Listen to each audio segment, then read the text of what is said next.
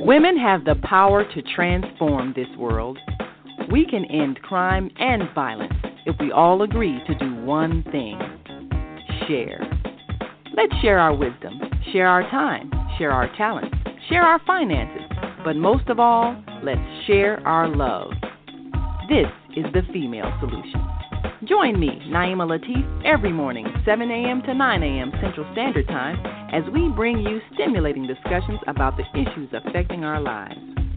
If you're listening online at www.blogtalkradio.com/the-female-solution, press the blue button that says follow and get our daily topics every morning directly to your email and your smartphone. Hi, I'm Naima Latif, Executive Producer of the Female Solution Radio Show. We invite you to call in 515-605-9325 and participate in this daily think tank as we examine the challenges we face and develop solutions that restore peace and harmony. We are global transformers, changing the world from the way it is to the way it should be. We are one. Wherever we live on this earth, we are one human family. On behalf of our team of radio hosts, I'd like to extend a greeting to all the members of our family, whenever and wherever you may be listening around the world. To our family in China, Ni Hao. In India, Namaste. In Japan, Konnichiwa. In Korea, Annyeonghaseyo. In Russia, Здравствуйте. In Germany, Guten Tag. In Poland, Dzień dobry. In France, Bonjour. In Spain, Hola. In Italy, Ciao. In Egypt, Ahlan wa sahlan. In Ghana, Akwaba. In Nigeria, Peleo. In South Africa, Sawubona. In Senegal, Nangadef. In Kenya, Jambo. In Israel, Shalom. In Pakistan, Afghanistan, and Saudi Arabia, Assalamu alaikum. Greetings, and may peace be upon you all.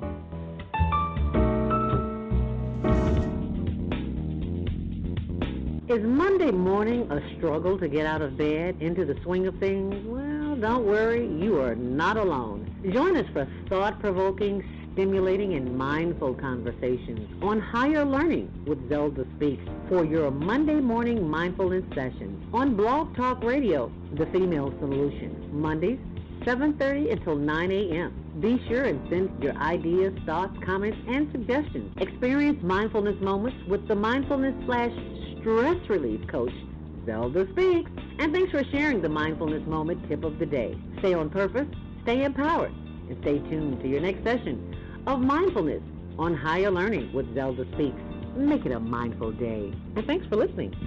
Hi, my name is Julie Myrista. I'm with the American Heart Association, and we have been up to our ears in sweetened beverage tax, so I so much appreciated the 5-minute meditation today that allowed me to get back to my center, take a few deep breaths, and really focus on what's important. Shalom and good God morning. And thank you for joining me today on blogtalkradio.com, The Female Solution. It's your Monday morning mindfulness with ZeldaSpeaks. Mindfulness stress release coach. I'm just here to make your day better. In regards to the meditation that we did after the Philanthropy Club meeting, it was great because it gave me such a feeling of relief, and the softness of Zelda's voice made me slow down and take pace at what I was doing. Kind of made me concentrate on my breathing. So it was just such an asset to have that portion of our meeting. I don't think you get that quite at every meeting. It was just such an asset. Thanks.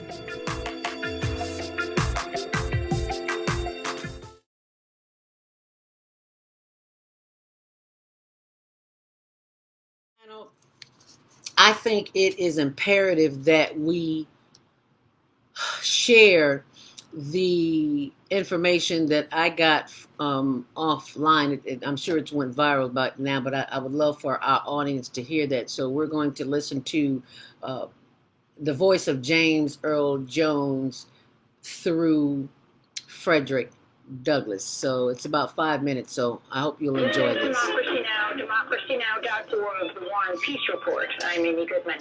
Today in this special broadcast, we begin with the words of Frederick Douglass. Born into slavery around 1818, Douglass became a key leader of the abolitionist movement. On July 5th, 1852, in Rochester, New York, he gave one of his most famous speeches, What to the Slave is the 4th of July. He was addressing the Rochester Ladies Anti-Slavery Society.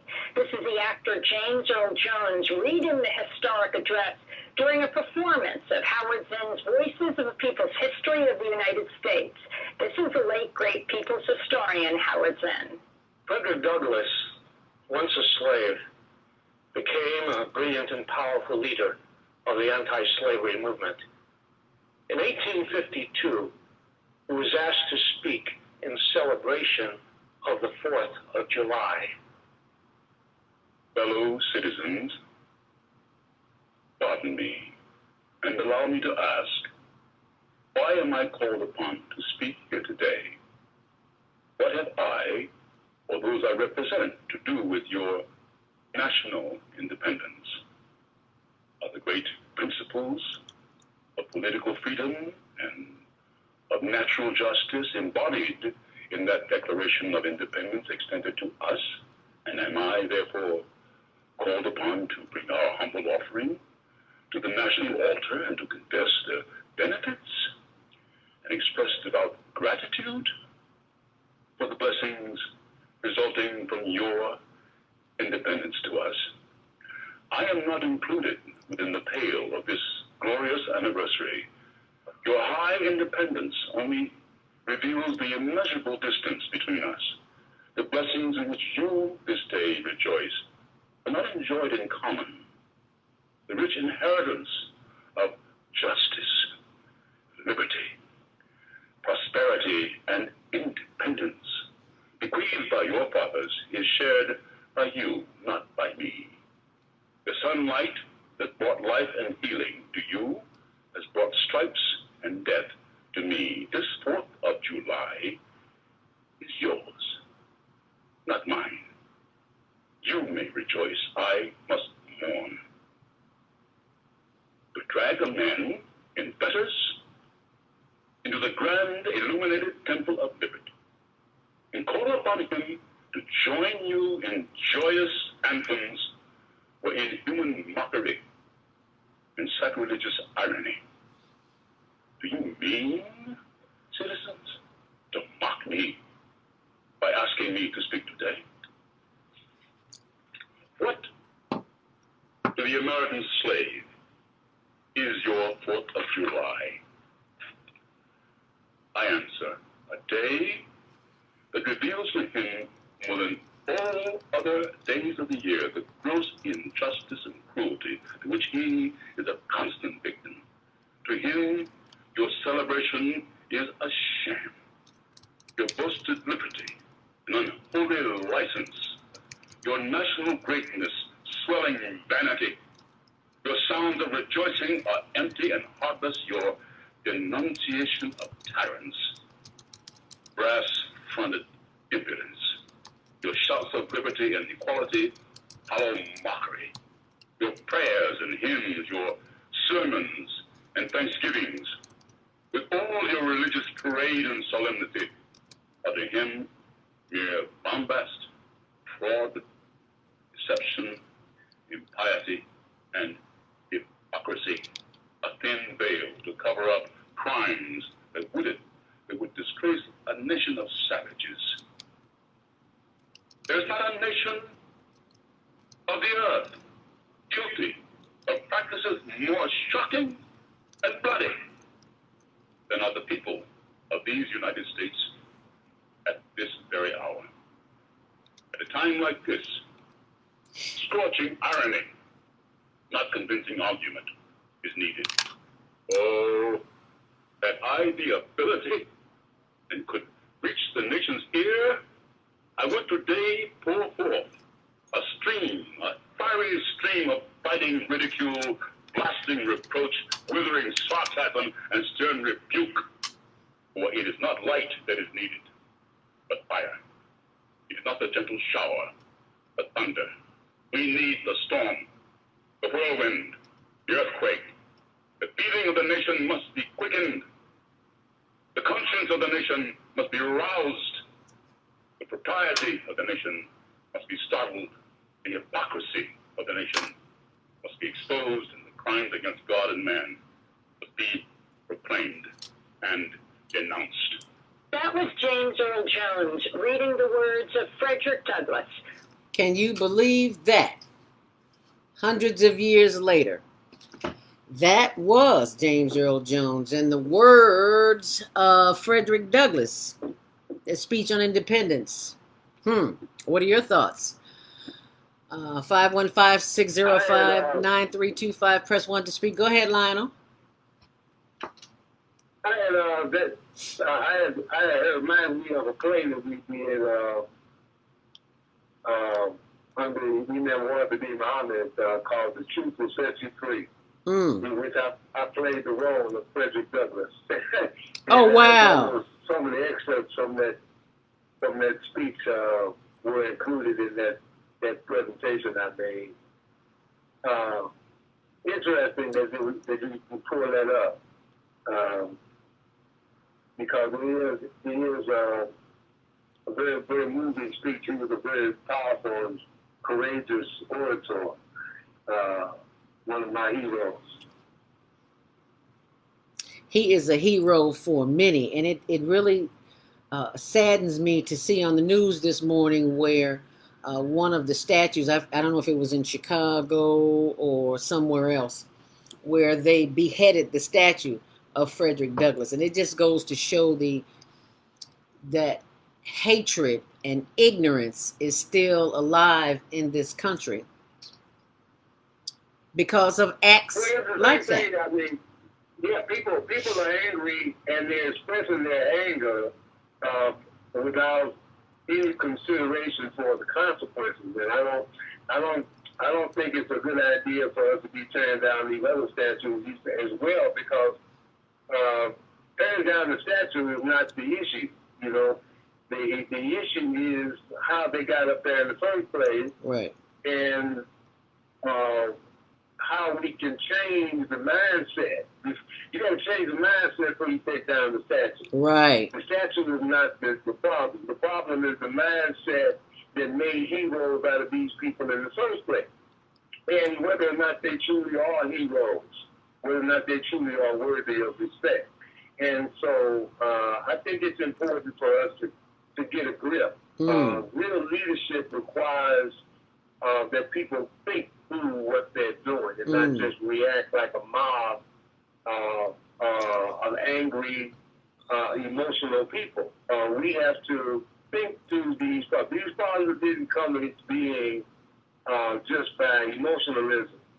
It was really a well thought out, executed plan, and that's what it's going to take to get us out of it. Right. You can't just turn it over to mob rule and encourage people to be foolish and to be like cattle, you know, to be herded like cattle. Once you get a mob going, it's going to tell them where it's going to end up. Yeah. And that's not the kind of leadership, that's not the kind of action, that's not the kind of change we want. Right.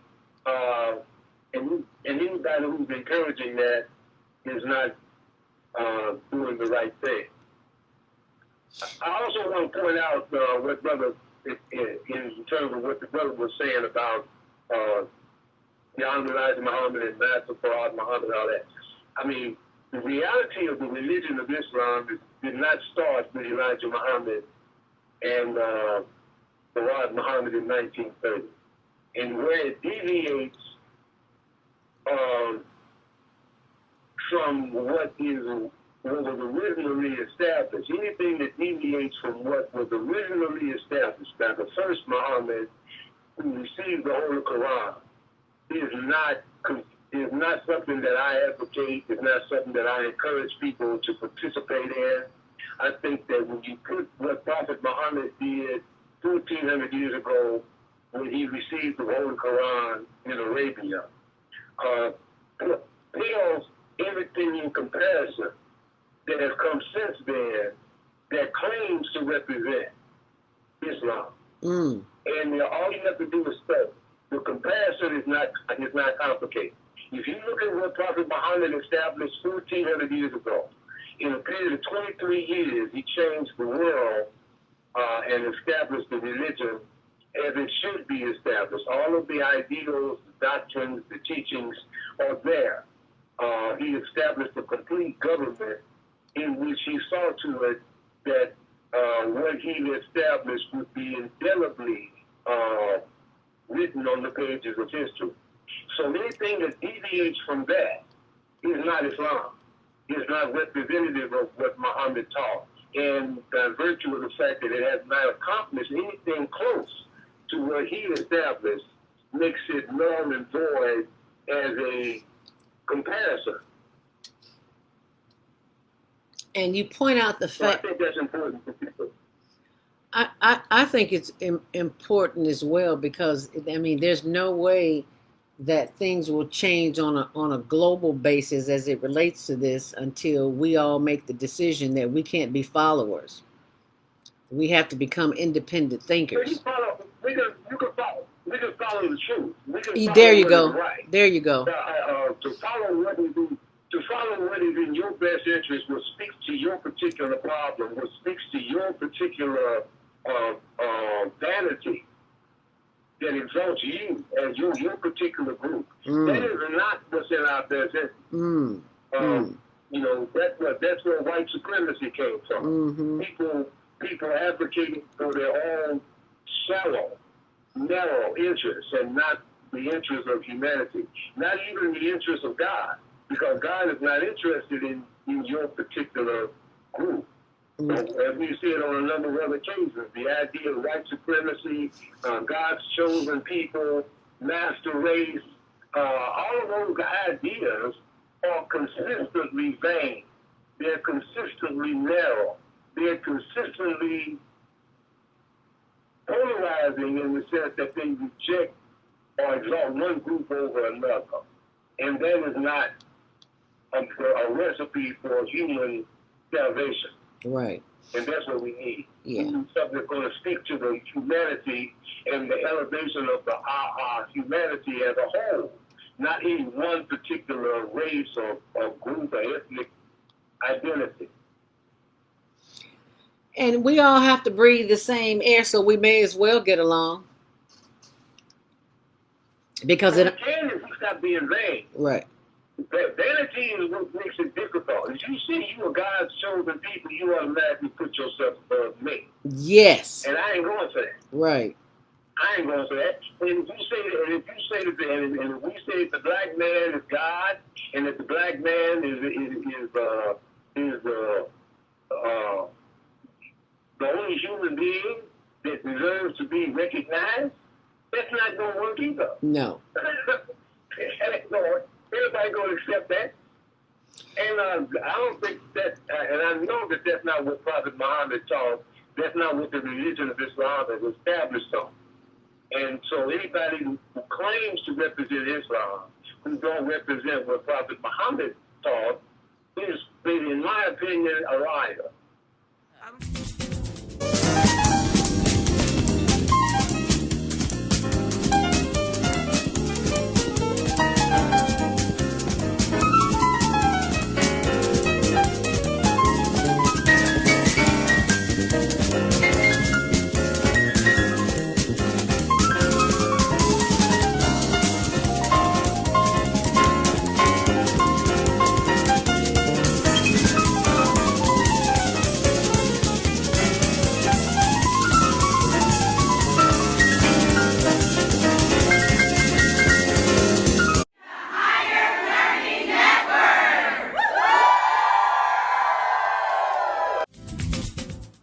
I agree wholeheartedly. We must become one and not see money as our God and having fun, frivolity as a way of being, because there are more serious issues at hand. But if we don't pay attention to those, then, you know, things will remain the same. So we've got a chance to do something today, right here, right now.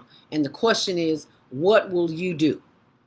And if you'd like to share your opinion, we'd love to hear them.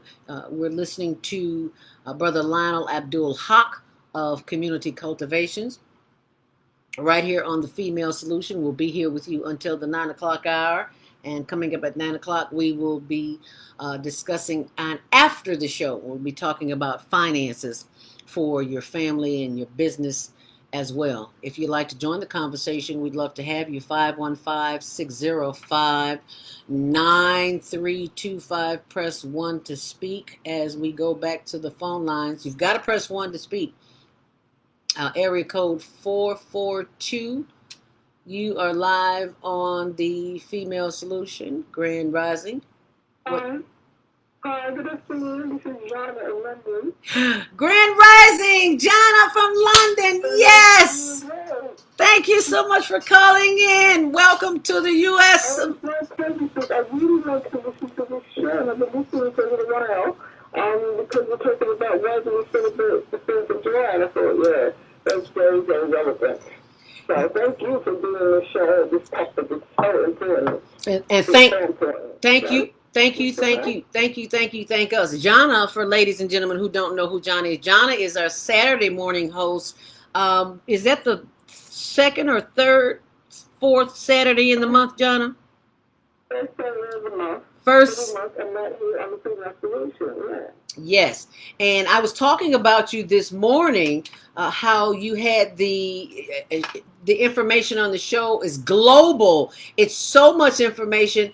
I was shocked. I could not believe the things that I was hearing. And I was talking about Tommy, who did the London Black History Walk. It's a Black History tour. So thank you for having him on the show. Thank you for having the show and for bringing that message from abroad. Even though you may be in London, England, and I love your accent, by the way.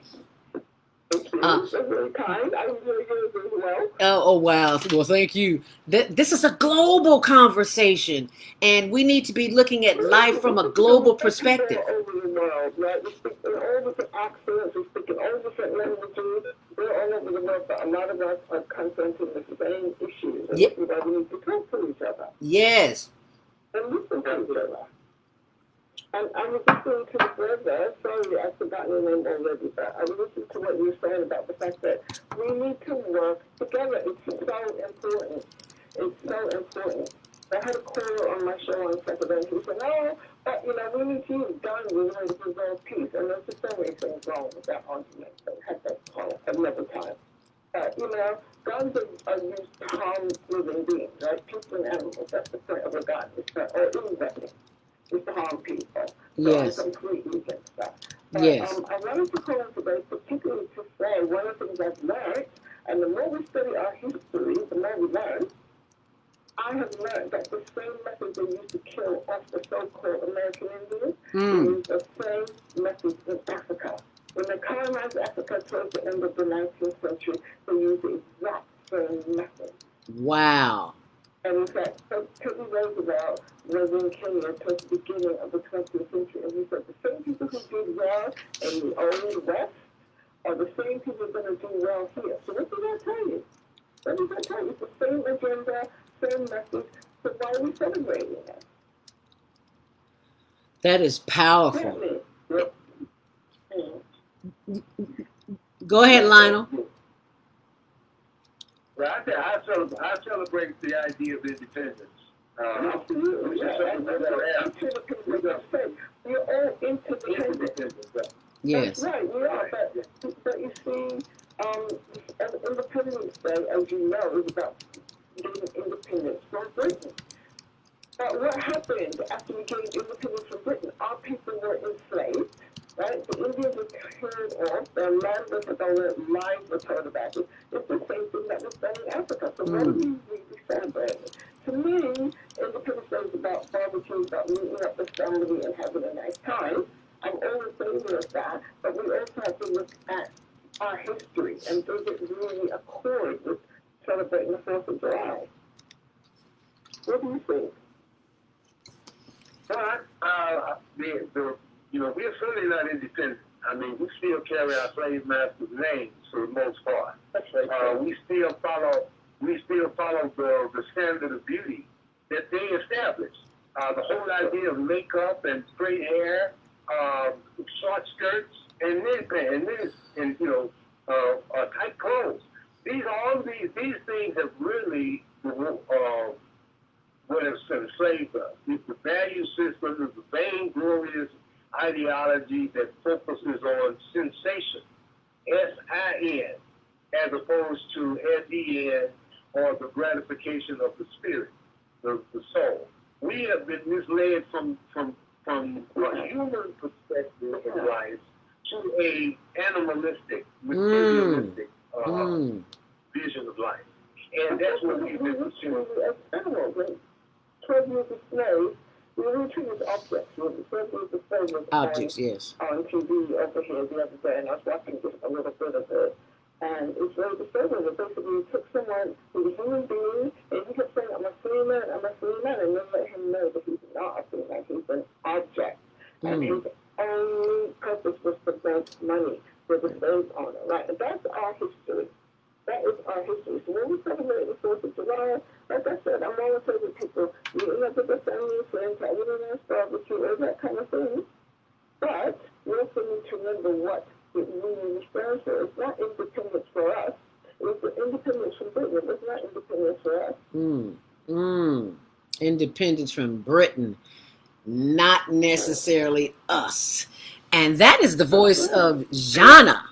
And she's all the way on the other side of the world, calling in from London, England. Is it, Jana? That is. I'm in London, yeah. Yes. So, what happens with her is the story we need to remember. So that happened to loads of people. There are loads of black people who were born free, or their parents or their grandparents have been free from slavery, and they were kidnapped and sold back into slavery. That's not freedom. That's not just all these words are taught us are beautiful, beautiful words, but they do not equate with our experience and our history. You get me? Absolutely. I agree wholeheartedly. It's 8:32. If you just joined the conversation, we're going to take some calls from the switchboard as soon as we come back. Area code 773-236. We see you, and we're going to open your mic. Area code 341-381. We're going to open your mic after the commercial break, so you stay close. Hi, I'm Dr. CJ of Valona Health, where we combine orthopedic manual therapy and neuroscience to treat the whole person. Our tip for the day is keep it moving. Doesn't matter how, just keep it moving, doing something you enjoy. Walking, dancing, rolling on the floor with your dogs or kids, really anything. The body craves movement to keep its bones, joints, and the muscles happy. Even our mental health and internal organs and digestive system rely on our movement. Thanks for being a part of the Hgher Learning Network, the Female Solution.